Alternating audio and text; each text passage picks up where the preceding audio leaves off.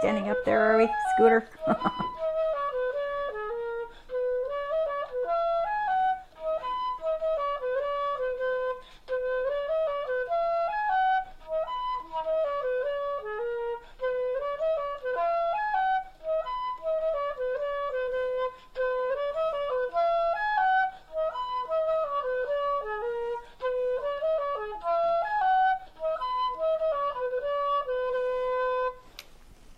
Hi, this is Sally Morgan, physical therapist, craniosacral therapist, and Tellington T-Touch practitioner for animals and people. And this is Tristan.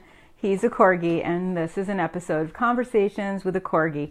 So today we're going to talk about a pretty tough and interesting area in the working dog world, and that is emotional support animals. So much confusion about what this is and how to get your dog to be an emotional support animal. All of this very a lot of misinformation, and so hopefully we can clear some of that up today. And if you write questions after I post this, I will certainly try to answer them as much as I can. So emotional support animals, you might have heard about in the news lately. There was a guy in Florida living in one of the over 50s communities who had rescued a squirrel, I think from Hurricane Matthew. It was a couple years ago. It wasn't just recently.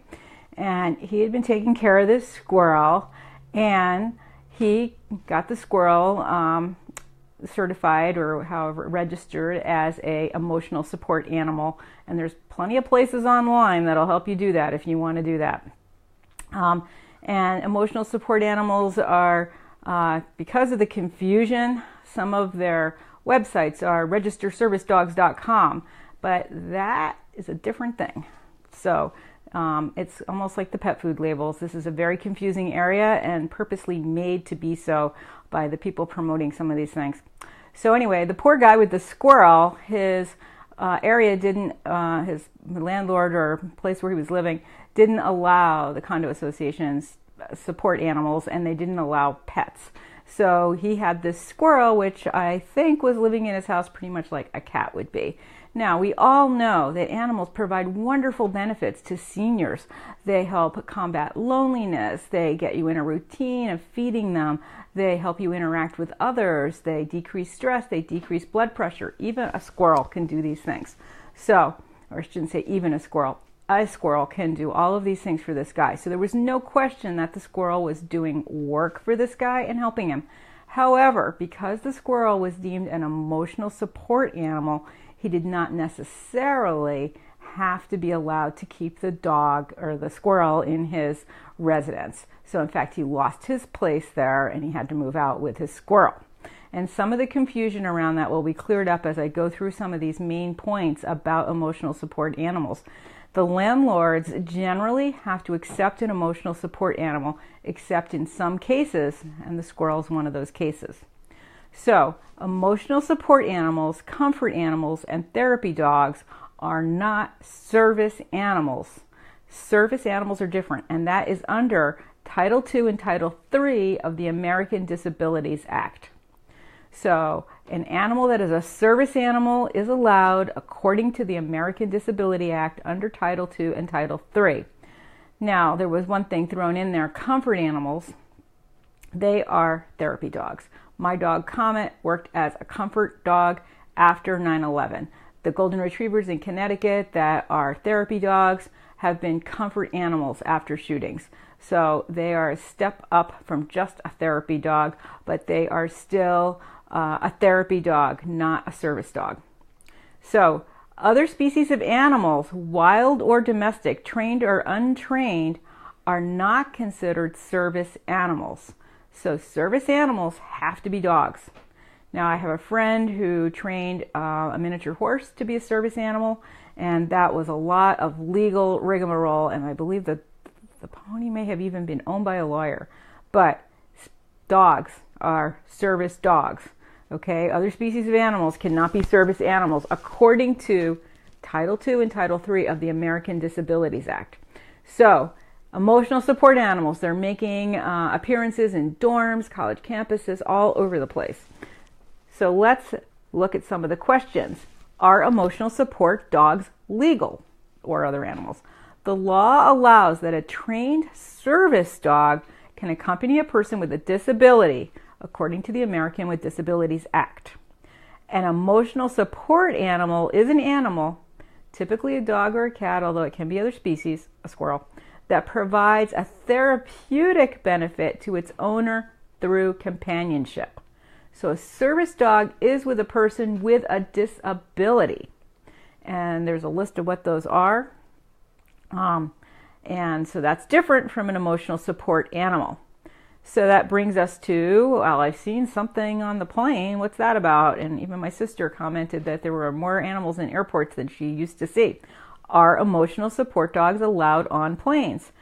Federal regulations allow a legitimate, keyword, emotional support animal, whether it be a dog, a cat, a pot-bellied pig, or even in one case a miniature horse, to travel on an airplane in the cabin with its owner outside of a carrier and for free if the owner has proper documentation from a doctor. Okay, so service dogs, of course, can go on planes. I've taken my dogs all over the place. And we'll talk more about service animals coming up on another day. But emotional support animals are allowed on planes. Why is that? Emotional support animals are often related to people with psychiatric disabilities or emotional problems, and being on a plane is stressful enough that it's better to have that person sitting with their cat than to have them freaking out on the plane. So you can fly with an emotional support animal. Are emotional support dogs allowed in schools? Because they have not been trained to perform a specific task, they do not qualify as a service animal. So a service animal provides a specific task, and the training from the Fidelco Seeing Eye is really extensive. And so not every dog can do well in that training. So a dog that is a service animal has specific training, specific skills that make them qualify as a service animal under the ADA, and the person has a legitimate disability.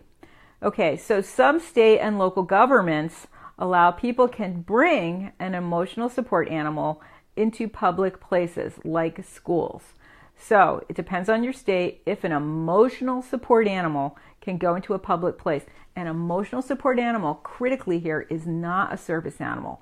Make sure you have that distinction clear. There's like a level of hierarchy of more geared towards a specific person versus geared towards the world. So an emotional support dog is a gray area in the middle. So that dog could be allowed in schools depending on local laws. And that qualifies with dorms. Around here at Smith College, they are allowing emotional support animals to be in the dorms. And if you are, for instance, allergic to cats and randomly assigned a roommate who has a cat as a support animal, you have to move, not the person with the cat. So that's an interesting thing and something you should be aware of if your kids are going off to college. Many colleges have one dorm just for these animals. And of course, there's so many issues with having a pet in a dorm. The smell, the cleanup, is the person responsible? What if I have a cat and the neighbor's got a mouse? And what if my cat gets loose? I mean, there's so many issues to consider, not even counting, dogs that don't get along with other dogs and who's letting them out and who's cleaning up the lawn and who's responsible if somebody else isn't cleaning up the lawn.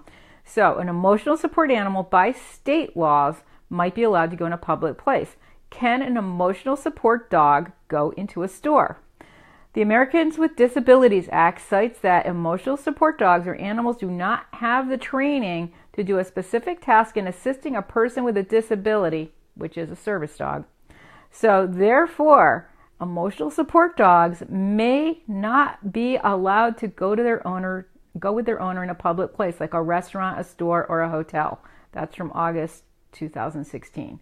So an emotional support animal federally does not have to be allowed in a restaurant, store, hotel, school, etc. Local laws may be different. Can you take an emotional support dog anywhere? Going along those lines. Service dogs can go anywhere. An emotional support animal is not a service dog. A service dog does a specific task. provide eyes for the blind, provide hearing for those who can't hear, provide seizure alert, provide low blood sugar alert, things like that. Pulling a wheelchair. Those are service dogs. They can go anywhere. Emotional support dogs can't go anywhere. Housing. This is a huge issue with emotional support animals. The landlord cannot charge a person a deposit for an animal for an emotional support animal. Okay, so if the person has an animal that's an emotional support animal that is required for emotional impairment, the landlord cannot ask for a special deposit, and he cannot ask for proof that the animal is trained. And I know right now 2 or 3 animals that are emotional support animals that haven't even taken the canine good citizen test. Now, these animals that I know of, one of them's pretty darn barky and not particularly friendly with strange people, but it's a small dog and it warms up to people eventually. So, and that dog is really providing a legitimate support for the person, and so they really do need the dog. And their landlord did not look at much of the paperwork besides the letter from the doctor. We'll get to more of that in a minute. So, but the dog doesn't have to be quote unquote trained. That's the main difference between a service and an emotional support dog. An emotional support dog just sits there and looks cute and provides you with emotional support, however your dog might do that for you. But a service dog can do specific things. So we'll get more to that overlap because there is an overlap. Can you bring emotional support dogs to work? Allowing an employee to bring a dog to work can qualify as a reasonable accommodation. So you have reasonable accommodations at work, like providing a desk at the proper height or a particular chair or, a bathroom accessibility for people, things like that, having an accessible building. So, but if the dog is a service animal under the American with Disabilities Act, then the work must accommodate the service dog. But emotional support dogs are not service dogs, and so therefore your employer does not have to accommodate an emotional support dog. Okay? And they keep reiterating that the line between this is that an emotional support dog is not trained to do a specific task, and a service dog is trained to do a specific task. Okay, service animals are working animals. They are not pets. The work or task a dog has been trained to provide must be directly related to that person's disability. So this is something I have a bit of an issue with because service dogs for years have been treated like machines. And I think that is really disrespectful of the dog. And they are providing amazing skills for their people. I mean, to have a dog that can smell when your blood sugar's low and remind you to take your diabetic medication, that's a pretty highly skilled dog. And he's only got to do that a few times a day. So why can't he be a happy, healthy, friendly dog in the community and have people pet him in the other times of the day? And this gets back to the idea that dogs are not as smart as we are, when in fact we all know that's not true. And that dog, I've seen my dogs in fact being greeted by another person, being petted, and then suddenly when there's a situation, immediately turn their attention back to me for something going on with me. So, because I have service dogs. So anyway, I think that a service dog can be more than just a working dog and can be more like a pet or a dog respected for his own personal being. So dogs whose sole function is to provide comfort or emotional support are not considered service animals under the American with Disabilities Act. This is a huge problem for people with major psychiatric issues like post-traumatic stress. If you have an emotional disability, you can legally qualify for an emotional support dog or a pet of some kind that's an emotional support animal. You must be certified as emotionally disabled by a psychologist, a therapist, a psychiatrist, or another duly licensed and or certified mental health counselor. So to have an emotional support animal, you need a letter from a psychologist, a psychiatrist, a therapist, or an MD that also has a specialty in psychiatric issues. So that's really an important thing. Your emotional support dog really has to be with you for an emotionally supportive reason. Now, I know some MDs who are reluctant to write these kinds of letters because they don't know that much about the person. They might not even see the dog. What if the dog is not good with other people and is a scary looking breed, so people are going to be nervous around him? And what if that dog has an incident? Okay, so that doctor is now liable because he wrote a note saying this person needs this dog for emotional support. So this is a very tricky area. If somebody is a therapist, they are walking a fine line. They need to meet this dog. They need to see how the dog is because their license is on the line. And it's got to be more than just the person saying, oh, please, I need my emotional support cat with me at all times. So that's an important thing. If you have a dog that you want to have be an emotional support animal, you're going to need a letter from a doctor saying why you need him, what your emotional issue is. And some people don't want that stuff public. Okay, so any animal can be an emotional support animal. You can keep your cat, for instance, in a no pets apartment, and you shouldn't have to pay extra pet rent or extra pet deposits. I have a friend who has rabbits, and he didn't know anything about any of this, and he's a single, much older guy, and his rabbits were his world, and his landlord, I think he was in a freestanding house rental actually, and his landlord did not like the rabbit situation, and I went out of my way to help this man get his rabbits to be emotional support animals so that they could stay. And as far as I know, it worked out. I don't know. I haven't been in touch with him. So you can live with your emotional support animal. Your emotional support animal can fly with you and you don't have to pay extra fees. Your emotional support animal can live in pet restricted housing with no extra fees. Birds, cats, and dogs can be emotional support animals. Notice it does not say anacondas, but you can have a pot-bellied pig or other species like a squirrel. So to make your pet legally an emotional support animal, a therapist must recommend an emotional support animal for your mental illness. So they have to decide that what you have wrong with you, you need a dog or a cat to be with you as appropriate. Okay, according to studies nationwide, 1 in 5 people in America have a mental illness, including anxiety. So a licensed therapist must write you an emotional support animal letter recommending an emotional support animal for you and your particular condition. So my friend with an emotional support animal has schizophrenia, and her dog does help her stay in reality and keep more control over her life and allow her to live independently. So her emotional support dog is really important for her. Can a landlord refuse an emotional support animal? It is illegal for a landlord to deny housing to a person because that person or someone associated with the person has a mental or physical disability. Unfortunately, if a person is a renter, landlords do have the right to restrict a tenant's ability to keep an animal in his or her rental unit. So this is where the squirrel became an issue. Like, you can keep a dog or a cat, but you cannot necessarily keep a squirrel in particular housing. So, for example, can a landlord refuse a service dog based on breed? If a landlord can show that permitting a dog of a certain breed to live on the premises would substantially increase his insurance premiums or cause his insurance carrier to drop him, which, as we know, in many towns, particular breeds are, on a list of banned breeds, or your insurance goes up if you have one of those breeds. So this is not an illegitimate concern here that your dog could be a breed that could cause this guy's insurance to go up. So that's considered an undue burden on the landlord, and he can refuse to permit the dog even if you have a letter. So if you have an emotional support animal, it better not be one of those quote-unquote banned breed types, or it's going to be a lot harder to get that dog to be allowed where you're renting.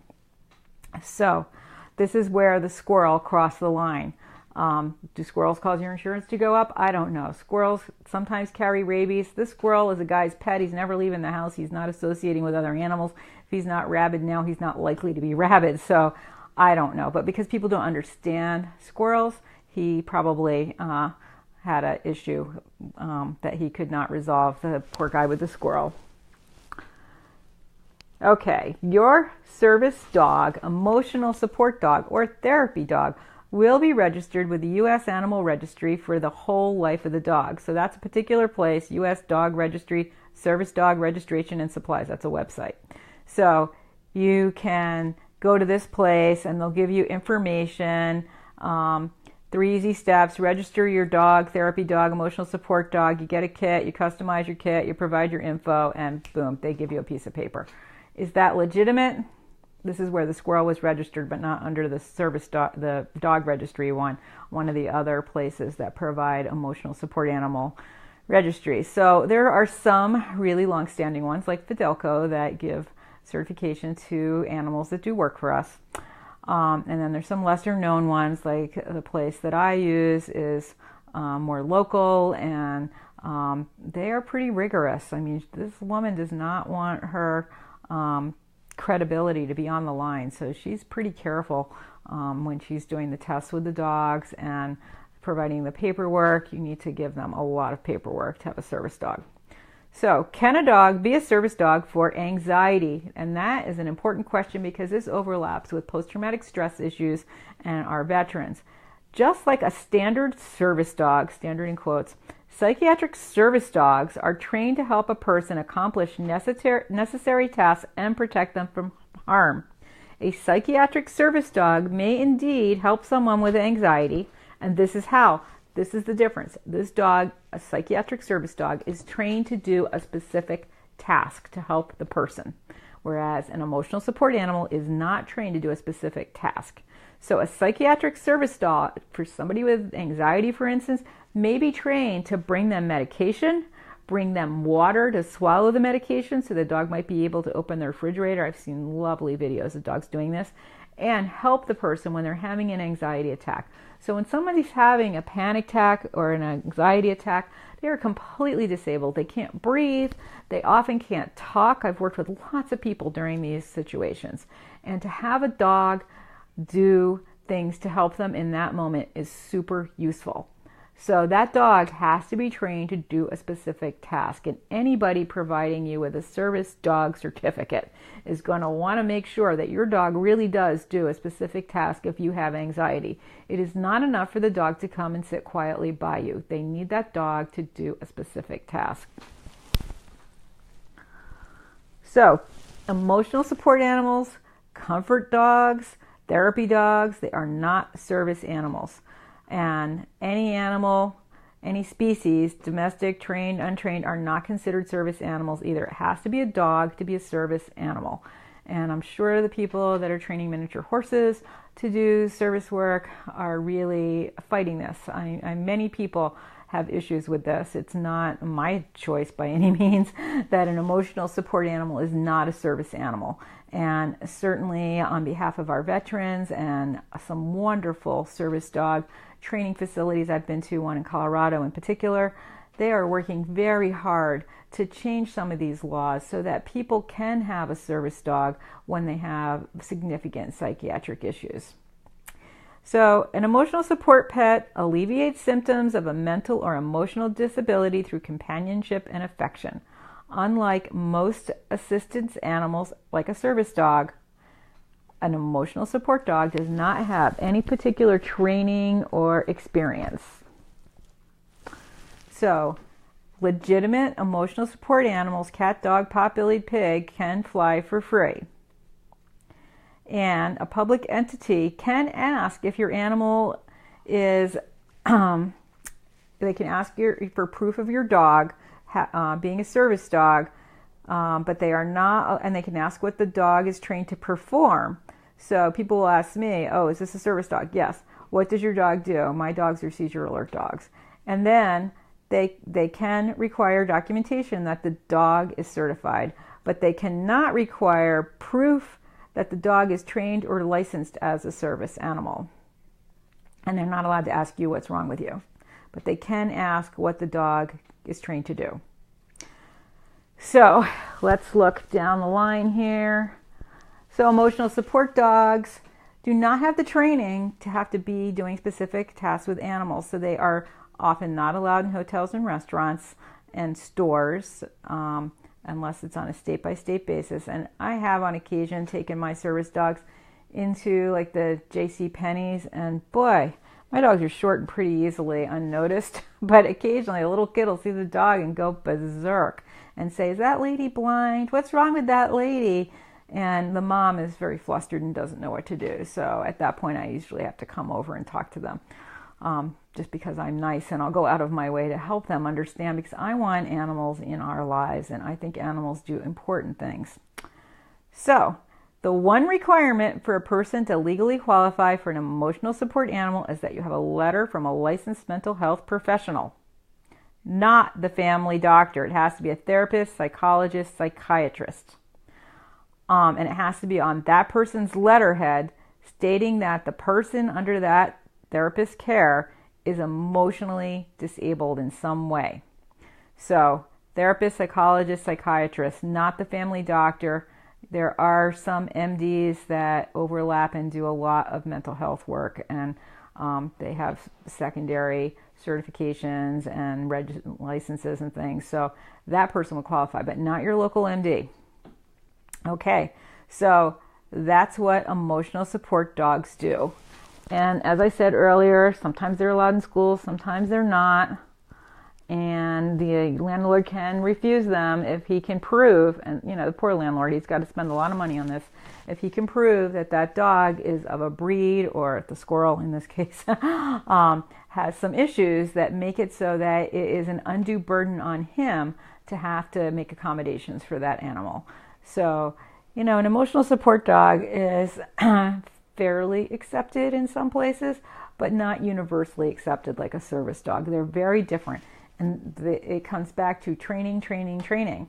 The service dog provides a trained task. And, dogs usually have a predisposition to be good at whatever their job is going to be. I know somebody in Maine who used to train Corgis to be hearing dogs for people. And because of their big ears and their loud bark and their perkiness and their being a herding dog, really focusing on their person to get direction, they were ideal for this work. And, after generations of breeding and training them, they were already starting to show an ability in that area. So, a lot of service dogs don't require tremendous amounts of training, because they are already been chosen because of their type and their skill level and their ability to learn. That's why we see lots of golden retrievers and Labradors being guiding eye dogs now. And I've seen service dogs that I think were a little inappropriate, pulling people in a wheelchair. Okay, a Labrador looks like a big dog, but not big enough to pull a 300-pound person in a wheelchair. You need one of the working breeds for that, a Pyrenees, a Bernese, some bigger dog, some of the shepherd breed types, a Berner. Some of these big dogs are really good for pulling, and a Malamute. But so often I see poor little Labradors and, God forbid, a golden retriever struggling to pull some person, sometimes even in an electric wheelchair. And that is not a good thing.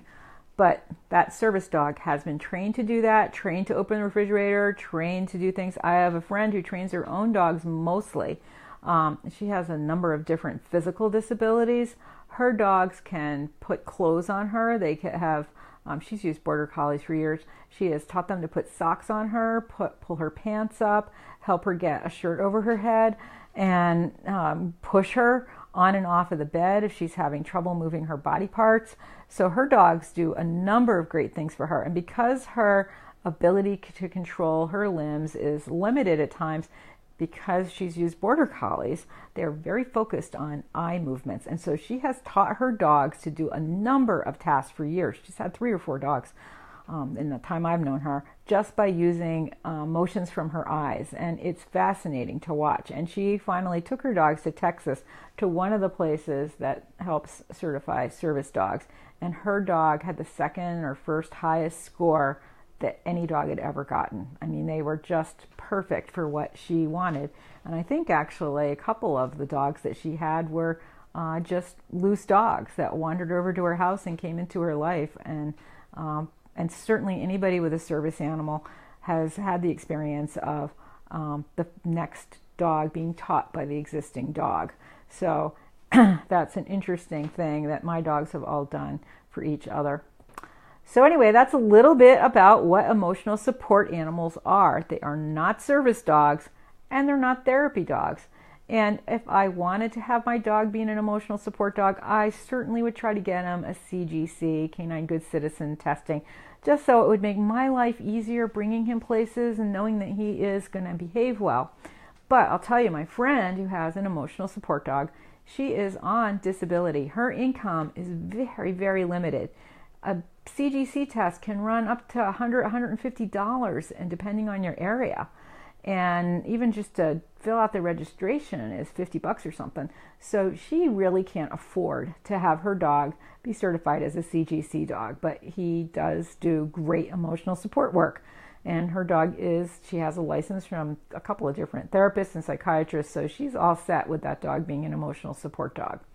And it can be tricky when one dog passes away to get a new one, and if your landlord has not liked the fact that you have a dog, that's his opportunity to come in there and create a problem. And it's hard to prove that a puppy can provide emotional support. So that's a little bit of a tricky area that people have to navigate on a case-by-case basis. Why are you hiding today, little Tristan? Why are you hiding? You're so cute. So thanks for joining us today. Hi, Danny. This is just a little bit of information about emotional support dogs. There is so much information online. Some of it's true, some of it's not true. But the main difference between an emotional support dog and a service dogs can go anywhere, anytime. Emotional support animals can go some places sometimes, and therapy dogs can go to the places where they're providing therapy. And so we'll continue on with this series. I'm going to do a talk about service dogs.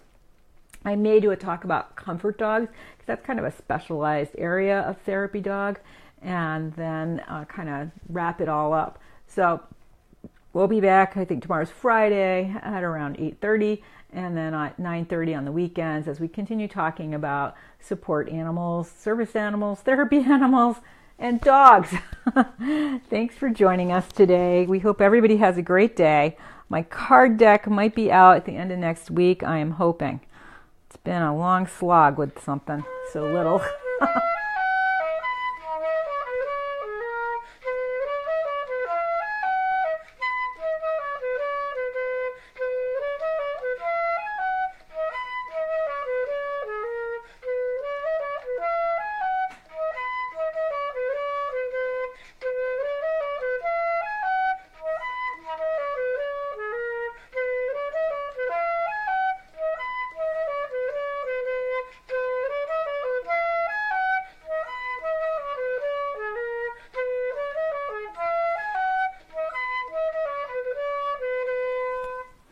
And if anyone's local tonight, starting at 5:30, I will be in the Keystone Building in East Hampton, Massachusetts, with many other women from my Women's Business Owners Association, where we are having sort of a Christmas sale, and anybody that has any particular items to sell, books, jewelry, clothing, crafts, all kinds of stuff. People will be there this evening selling things for the holiday gift givers.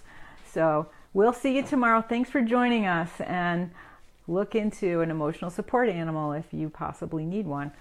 Thanks for joining us. We'll see you tomorrow. Have a great day. Oh, I can't hit the button.